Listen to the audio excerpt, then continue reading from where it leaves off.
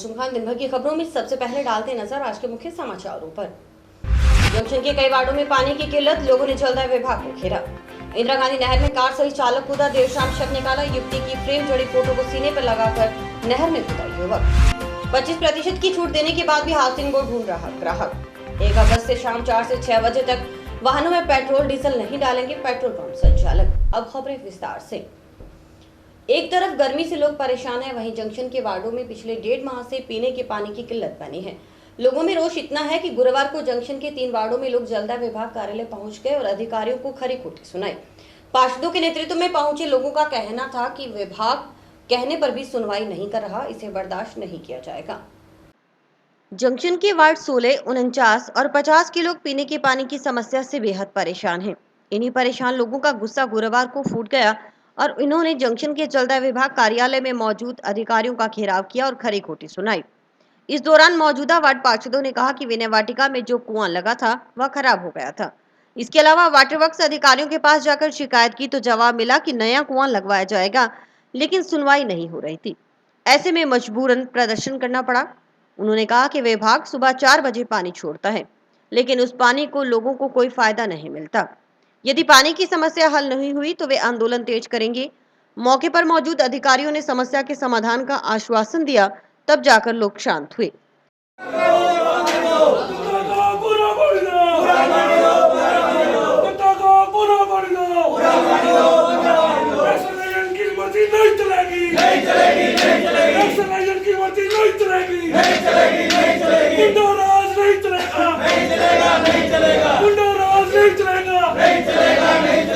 Ward number 16, 49 और 50 में लगभग 1.5 महीने से पानी की बहुत दिक्कत आ रही है। तो हमारे ये विनय वाटिका में कुआं लगा हुआ था, एक ही कुआं था ये 3 वार्डों के अंदर, वो कुआं ख़राब हो गया था। उसके लिए इनके पास वाटर वर्क्स वालों के पास जाते थे, ये कहते नया कुआं लगाएंगे फिर आपकी सुविधा हल होगी। उससे पहले ये हमें 4 बजे नहर का पानी देते हैं, तो 4 बजे नहर का पानी आता है। फिर ये कुआं जो है इनका भी ठीक हो गया, इन्होंने बिल्कुल बोर करवा लिया। 1.5 महीना हो गया बोर कराए हुए और 15 दिन हो गए कुएं को। एक तो साइड वाली पाइप डाल दी है और जो डिलीवरी डालनी है मोटर वाली वो इन्होंने अभी तक नहीं डाली। 15 दिन से ख़राब कर रहे हैं बगैर मतलब का, ये जनता को परेशान कर रहे हैं बहुत ज़्यादा। तो मैं ईएन साहब के पास गया था, कई दफ़े जाके आ गया। मैंने कहा भाई ये पानी की व्यवस्था करा के दो, जनता बहुत दुखी है, नहीं तो सारे तुम्हारे ऑफिस में ले आऊँगा मैं इकट्ठे करके इनको। उन्होंने मेरे को सोमवार को आश्वासन दिया था कि मैं बुधवार को हर हाल में कुआं चालू करवा दूंगा। मैं बुधवार को शाम को 6 बजे तक इनसे संपर्क करता रहा, लेकिन उन्होंने मेरी कोई बात नहीं सुनी। आज मैं सारी जनता को इकट्ठी करके वहाँ लेके चला गया, तीनों वार्डों की जनता वहाँ पहुँच गई। फिर जाके अब ये गरीब बस्ती के लोग हैं, गरीब कच्ची बस्ती है, दिहाड़ी मजदूरी करने वाले लोग हैं, सारे ताज़ा खाते हैं ताज़ा कमाते हैं। तो अब ये बचाओ, ये आज सारे बेचारों की गरीबों की दिहाड़ी ख़राब होगी। फिर ये जब थके हारे होते हैं तो सुबह 4 बजे कहाँ से उठ के पानी भर लेंगे। ये सरकार तो ये तो कह दिया ना कि हम तो 4 बजे नहर का पानी देते हैं, ये गरीब आदमी 4 बजे कहाँ से पानी भरेंगे। मेगा हाईवे स्थित गांव लखोवाली के पास से गुजरने वाली इंदिरा गांधी मुख्य नहर में बुधवार सुबह चालक कार सहित नहर में कूद गया। राहगीरों ने कार को नहर में गिरते देख इसकी सूचना लखोवाली चौकी पुलिस को दी। पुलिस ने गोताखोर बुलाकर नहर में कार व चालक की तलाश शुरू करवाई। दोपहर को गिरने से कुछ दूरी पर नहर से कार बरामद हो गई। देर शाम तक कड़ी मशक्कत के बाद युवक का शव भी बरामद हुआ। मामला प्रेम प्रसंग से जुड़ा होना बताया जा रहा है। नहर से बरामद युवक ने अपने सीने पर युवती का फ्रेम जड़ा फोटो लगा रखा था। लखोवाली के पास इंदिरा गांधी नहर में बुधवार को एक युवक कार सहित नहर में कूद गया। मिली जानकारी के अनुसार सुबह करीबन 11:15 बजे रावसर की तरफ से एक जना डिजायर कार को तेज गति से लाया और लखोवाली पुल के पास पहुंचते ही चालक ने कार को नहर में कूदा दिया। कार को नहर में गिरते वहां से जा रहे एक राहगीर ने देखा। उसकी सूचना पर लखोवाली चौकी पुलिस के अलावा ग्रामीण भी मौके पर पहुंचे। दिन भर यह पता नहीं चल पाया कि कार में कितने लोग सवार थे और क्या कारण रहे होंगे, कार चालक कौन है और न ही कार चालक के वारिस मौके पर पहुंचे थे।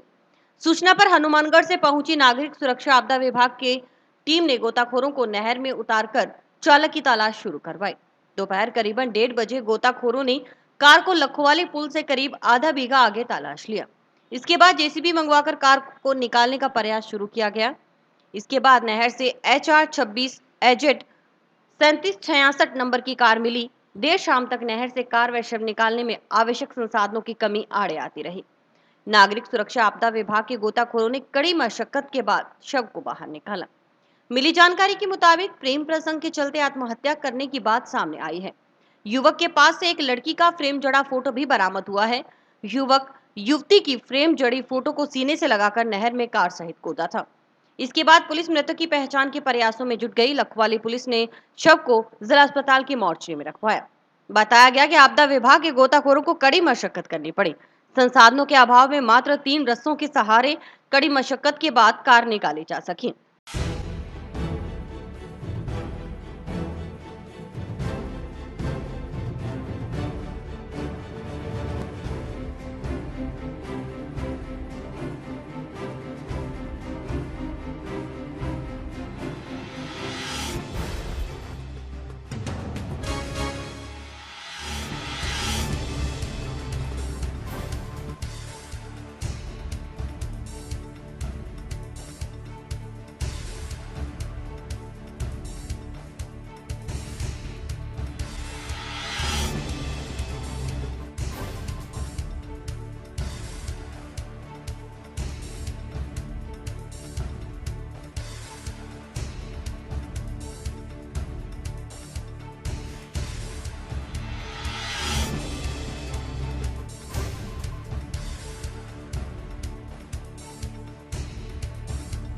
सूचना मिली दिनांक 30 तारीख कंट्रोल रूम थाने से सूचना मिलते ही हमारी नागरिक सुरक्षा टीम कलेक्ट्रेट से इंदिरा गांधी नहर लखवाली हेड पर मौके पर पहुंच गई और हमारे गोताखोरों ने रेस्क्यू मौका देखकर रेस्क्यू चालू कर दिया।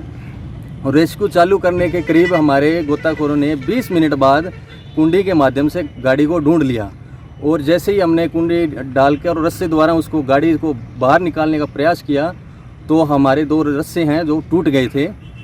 इस कारण हमने फिर दोबारा गोताखोरों ने कुंडी के माध्यम से गाड़ी को तलाश करने की शुरू किया और करीब हमारे ये गाड़ी 6 बजे करीब हमारी गाड़ी मिल चुकी और रस्से के द्वारा और टोचन के द्वारा और क्रेन के द्वारा हमने गाड़ी बाहर निकाल दी और डेड बॉडी भी गाड़ी के अंदर थी और डेड बॉडी निकालकर चौकी थाने के अंदर सुपुर्द कर दी और उसकी शिनाख्त रवि सारण था बेनीवाल। स्वच्छ भारत मिशन के तहत ग्रामीण क्षेत्रों में शौचालय निर्माण लक्ष्य पूरे नहीं होने पर जिला परिषद सीयू ने हनुमानगढ़ पंचायत समिति बीडीओ को चेतावनी नोटिस जारी किया है। नोटिस में चेताया गया है कि निर्धारित लक्ष्य यदि 7 दिन में पूरे नहीं हुए तो अनुशासनात्मक कार्रवाई की जाएगी। वहीं टाउन पंचायत समिति ने लक्ष्य पूरे करने के लिए टीमों का गठन किया है। देखिए यह रिपोर्ट। स्वच्छ भारत मिशन योजना ग्रामीण के तहत टाउन पंचायत समिति ने अब तक व्यक्तिगत शौचालय निर्माण के लक्ष्य पूरे नहीं किए हैं। ऐसे में जहां जिला परिषद सीईओ ने पंचायत समिति टाउन के विकास अधिकारी को नोटिस जारी कर 7 दिन में जवाब मांगा है, वहीं टाउन पंचायत समिति की ओर से लक्ष्य पूरे करने के लिए टीमों का गठन किया गया है। लक्ष्य पूरा करने के लिए टीमों में कौन-कौन शामिल है, सुनिए योजना के ब्लॉक समन्वयक क्या बोले। जैसे हमने पंचायत समिति हनुमानगढ़ में अलग अलग टीमों का गठन किया है जिसमें सभी पीओ जैसे हमारे 6 पीओ हैं, सहायक अभियंता हैं, सभी जेपी हैं और सहायक प्रशासन अधिकारी अलग अलग टीमें बनाई गई हैं जिसमें हर एक आदमी को 3-3 पंचायतों का प्रभारी बना करके इनमें इनको मोटिवेशन करवाना, लोगों से बातचीत के लिए और इनको शौचालय निर्माण की प्रेरित करना। वहीं ग्रामीण क्षेत्रों में शौचालय निर्माण को लेकर सरकार का मकसद है कि गांव में स्वच्छता बनी रहे, गांव खुले से शौच मुक्त हो, इसलिए यह शौचालय बनवाए जा रहे हैं। साथ ही लोगों को इसके लिए प्रेरित भी किया जा रहा है। इसके कई चरण भी हैं। सरकार का मकसद इसमें खुले में शौच मुक्ति, इसके 3 चरण हैं। पहले तो है खुले में ODF-S और ODF+। ODF का मतलब खुले में शौच मुक्त, ODF-S का मतलब है इसकी निरंतरता सस्टेनेबिलिटी है और ODF+ का मतलब इसके आगे के अंदर गाँव की पूरी संपूर्ण साफ सफाई। अब आपको बताते हैं कि गांव में शौचालय निर्माण की पंचायत समिति की ओर से ग्रामीणों को प्रोत्साहित किया जा रहा है। अब तक जिले में 7,999 में से 3,200 शौचालयों का निर्माण ही हुआ है। शौचालय निर्माण की पात्रता की शर्तें तय की गई हैं, वहीं प्रोत्साहन राशि का भुगतान भी साथ साथ ही किया जा रहा है।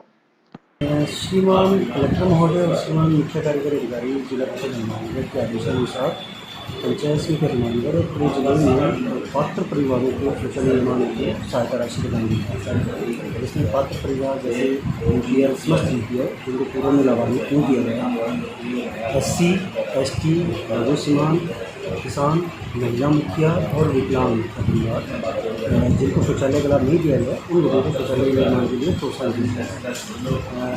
इस पर्पज से पंचायत समिति हनुमानगढ़ से जो कार्य योजना बनाई गई है उसमें समस्त योग सहायक अभियंता हमारे खलील साहब और खुद विकास अधिकारी भी इसमें गाँव में जाकर के लोगों को प्रोत्साहन किया गया है। अब अभी तक पंचायत समिति हनुमानगढ़ में 7,999 का लक्ष्य है, इसमें से करीब 3200 शौचालय का निर्माण किया गया है और प्रोत्साहन राशि का भुगतान भी साथ के साथ ही किया जाएगा। तो उम्मीद है 7,999 टोटल लक्ष्य जल्दी पूरा होगा। आवासन मंडल अपने मकानों को बेचने के लिए ग्राहक ढूंढ रहा है। चौंकी नहीं, आवासन मंडल के मकानों के साथ ऐसा ही कुछ हो रहा है। लाख प्रयासों के बाद भी हाउसिंग बोर्ड के मकान नहीं बिक रहे। हैरानी की बात यह है कि डीटीओ कार्यालय के पास बनी नई कॉलोनी में करोड़ों रुपयों के मकान व फ्लैट्स नहीं बिकने की वजह से जर्जर हो रहे हैं।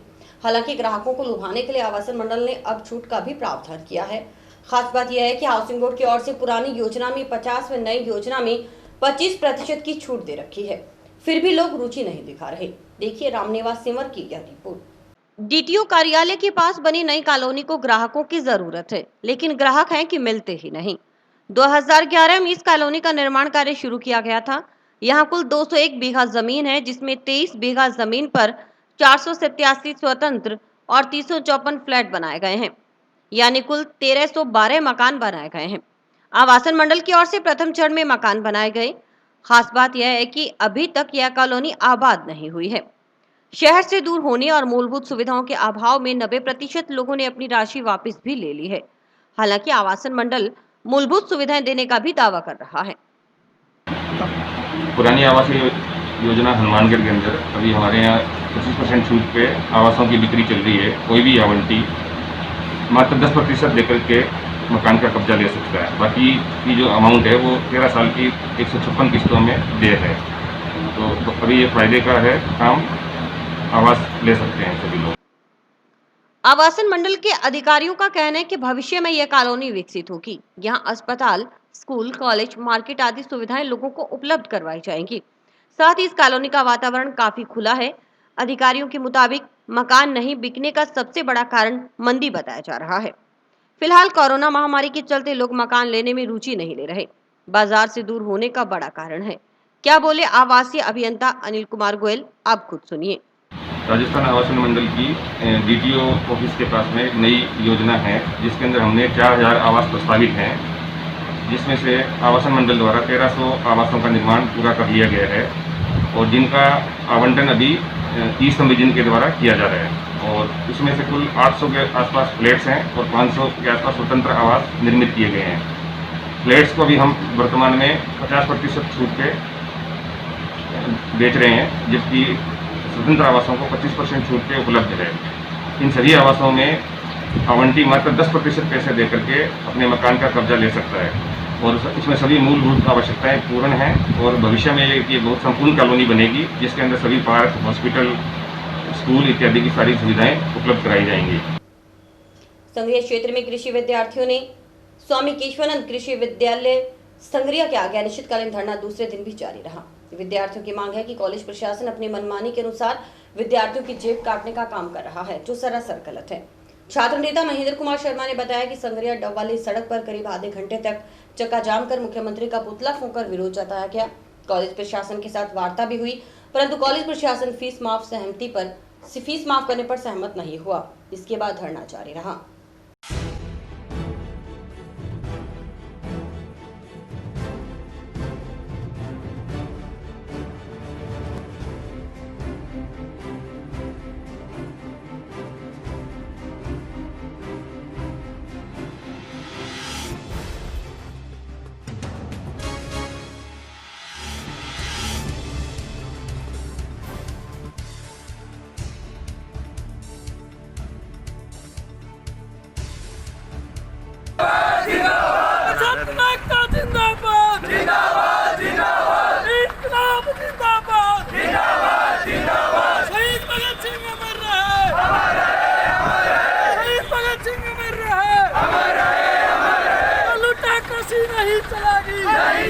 नहीं चलेगी, लुटा कसी फांसी बंद करो, बंद करो, बंद करो। नाच कलूचना बंद करो, बंद करो, बंद करो। नाच कलूचना बंद करो, बंद करो, बंद करो। नहीं चलेगी राज मुर्दाबाद, मुर्दाबाद, मुर्दाबाद। शाहगरात मुर्दाबाद, मुर्दाबाद, मुर्दाबाद। और दूसरे दिन स्वामी केशवानंद कृषि महाविद्यालय के आगे हम धरने पर बैठे। कॉलेज प्रशासन हमें इस लॉकडाउन में कॉलेज बंद है, फिर भी विद्यार्थी से फीस वसूल रहा है। 60-70 हज़ार रुपये फीस है, हॉस्टल की फ़ीस 40,000, ये फलाना फलाना कर करके ये विद्यार्थी से पैसे लूट रहे हैं। आज हमने आधी घंटा संगरिया से डब्बाड़ी रोड पर चक्का जाम किया, फिर प्रिंसिपल कार्यालय का घेराव किया, फिर हमारी प्रशासन से वार्ता हुई। वार्ता में इन्होंने बिल्कुल इनकार कर दिया कि हम फीस माफ़ नहीं करेंगे। सरकार का इनका कोई भय नहीं है। प्रशासन हनुमानगढ़ तहसील संगरिया हर प्रशासन का इनका कोई भय नहीं है। इसलिए हमारी वार्ता बेनतीजा रही है और हमारा धरना जारी है। सोशल मीडिया पर कलेक्टर के फर्जी साइन और डिस्पैच नंबर का फर्जी लेटर वायरल करने वाले मामले में जंक्शन पुलिस ने भादरा के गांव भनाई के पवन पुत्र बजरंग सिंह को गिरफ्तार किया है। जांच अधिकारी उप निरीक्षक लालचंद सोखल के नेतृत्व में पुलिस टीम ने यह कार्रवाई की। पुलिस ने आरोपी के कब्जे से कंप्यूटर सेट भी जब्त किया है। मंगलवार शाम को ही पुलिस ने अज्ञात जने के खिलाफ मामला दर्ज किया था। आपको बता दें कि कारगिल शहीद दिवस को लेकर 2 दिन पहले सोशल मीडिया व्हाट्सएप पर एक लेटर वायरल किया गया था।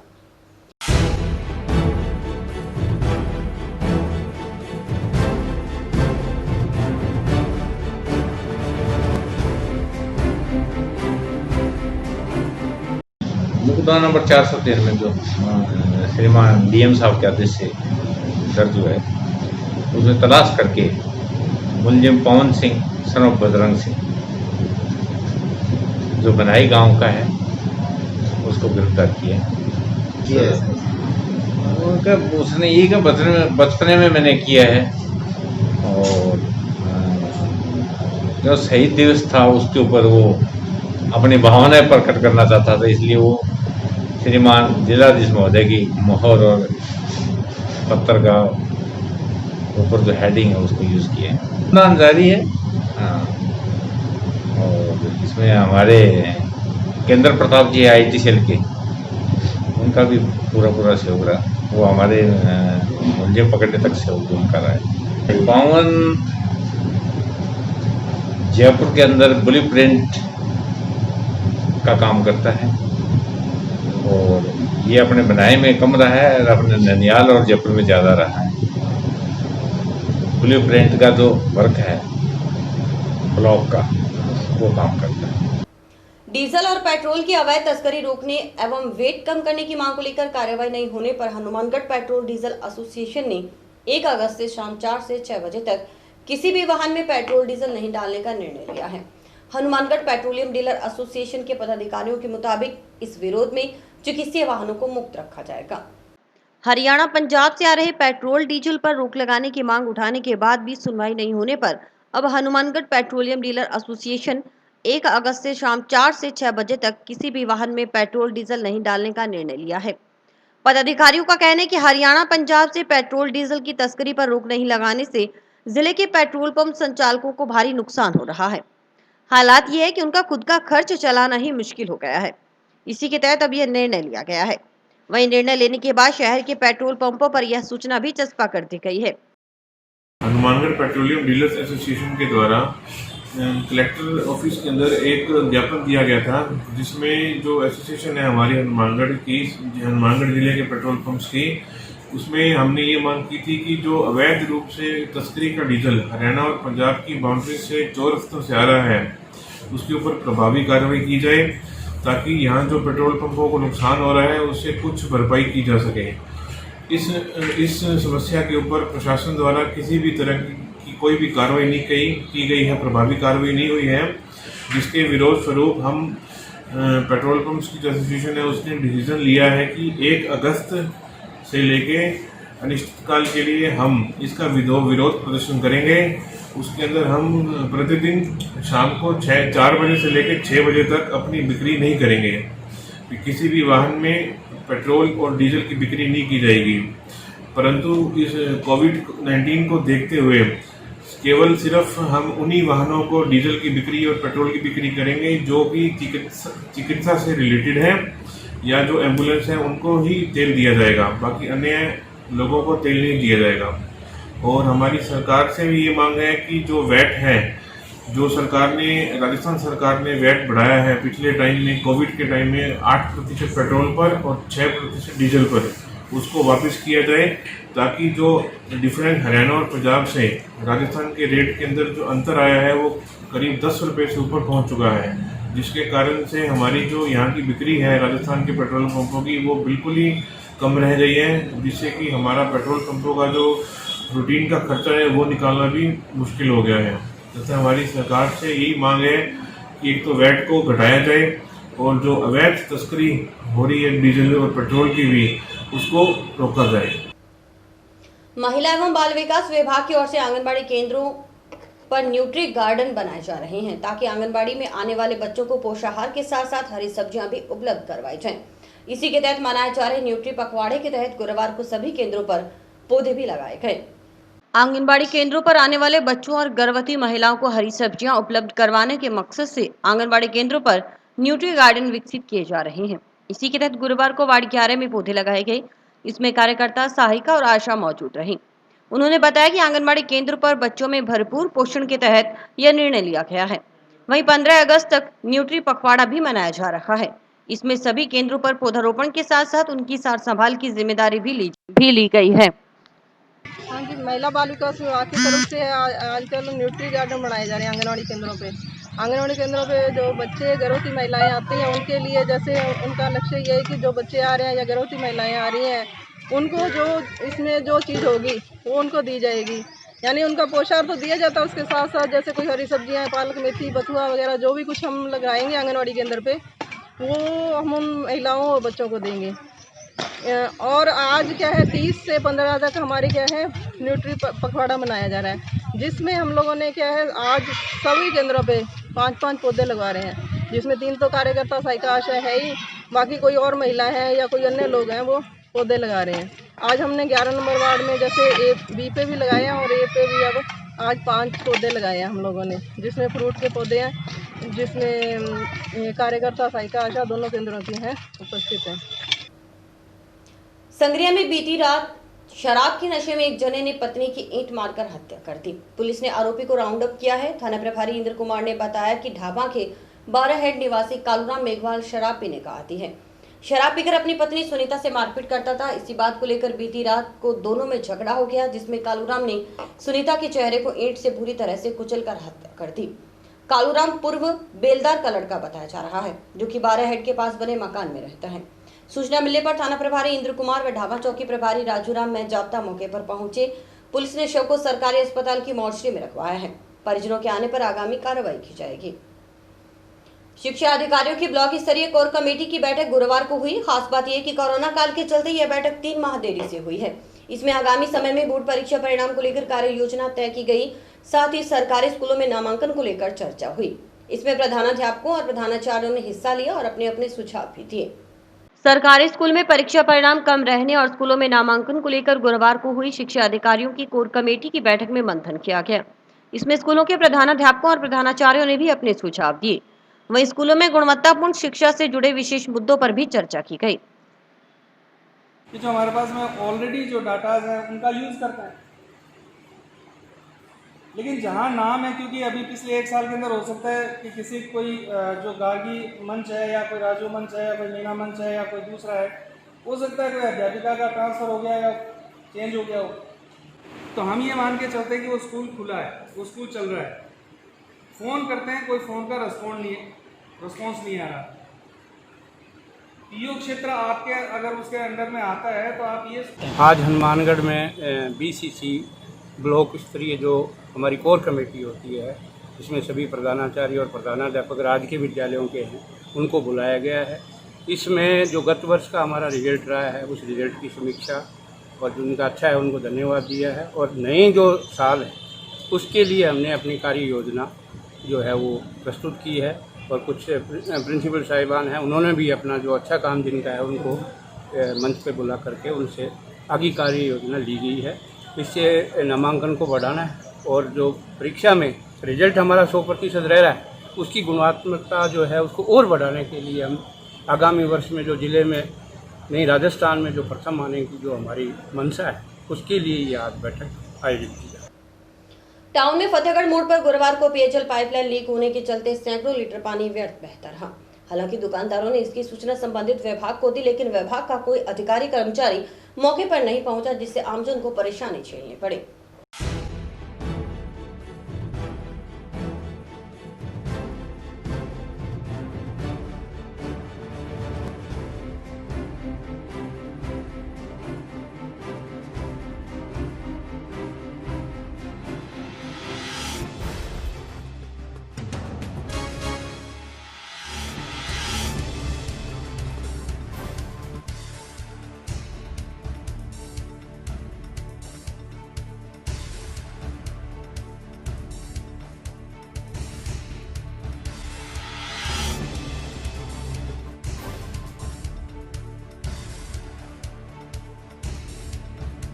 फतेहगढ़ मोड़ पे पानी लीकेज हो रहा है, पानी की बर्बादी हो रही है।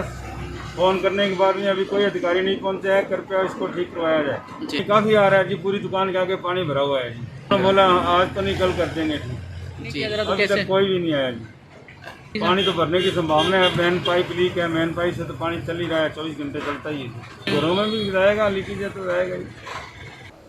टाउन स्थित लिटिल हार्ट पब्लिक स्कूल में कक्षा 10वीं के बोर्ड परीक्षा परिणाम में शानदार अंक प्राप्त कर सफलता के नए आयाम स्थापित किए हैं। माध्यमिक शिक्षा बोर्ड द्वारा घोषित परिणामों में विद्यालय की छात्रा सिमरन कौर पुत्री कुलदीप सिंह ने 95.33% अंक प्राप्त कर प्रथम और देव शर्मा पुत्र श्याम सुंदर ने 95% अंक प्राप्त कर विद्यालय में दूसरा और जिला वरीयता सूची में अपना जगह बनाई है। विद्यालय के कुल 8 छात्रों ने 90% से अधिक अंक अर्जित कर विद्यालय और अपने माता पिता का नाम रोशन किया है। विद्यालय की 10 छात्राएं गार्गी अवार्ड की विजेता बनी और विषयवार 126 बच्चों ने 75% से अधिक अंक अर्जित किए। कुल 37 बच्चों में से 31 बच्चे प्रथम श्रेणी से उत्तीर्ण हुए और 21 बच्चों ने 75% से अधिक अंक प्राप्त किए। प्राचार्य दया गोयल व डायरेक्टर विकास गोयल ने उत्कृष्ट परीक्षा परिणाम की बधाई दी और स्टाफ की मेहनत और बच्चों की लगन को इस परिणाम का कारण बताया। टॉपर छात्र छात्राओं का आज विद्यालय प्रांगण में अभिनंदन समारोह धूमधाम से मनाया गया।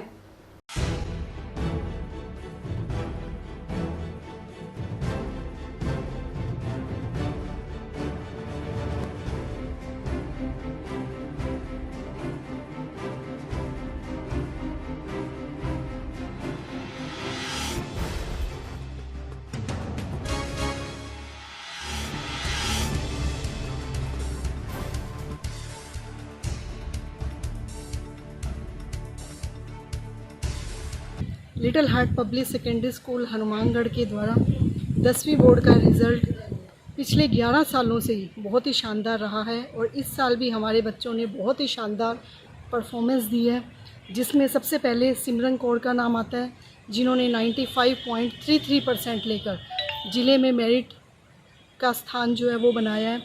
उसके बाद 90% से ज़्यादा जो बच्चे हैं वो 8 बच्चे आए हैं हमारे स्कूल के, जिसमें ऋषभ, रिधिमा, गुंजन, याना, जगप्रीत, देव शर्मा का नाम है, जिन्होंने हमारे स्कूल को जो है वो इतना प्राउड फील करवाया। और 10 बच्चे जिनका गार्गी पुरस्कार के लिए जो चयनित हुए हैं। तो इस तरह से जो है 37 बच्चों में से 21 बच्चे जो 75% लेकर जो है हमारे स्कूल का जो है जिन्होंने जी जान से मेहनत की और हमारे स्कूल का नाम रोशन किया, अपने पेरेंट्स का भी नाम रोशन किया। तो आज हमें उन बच्चों पे गर्व है और हम ये गर्व से कह सकते हैं कि वो बच्चे हमारे स्कूल के जो है वो मेंबर हैं। हम सभी बच्चों को और उनके पेरेंट्स को भी काफ़ी जो है हार्दिक बधाई देते हैं कि उन्होंने हमें भी प्राउड फील कराया, टीचर्स को भी और हमारे स्कूल को भी प्राउड फील करवाया। और इसी के साथ समाचार समाप्त हुए। रोजाना देखते रहिए समाचार। नमस्कार।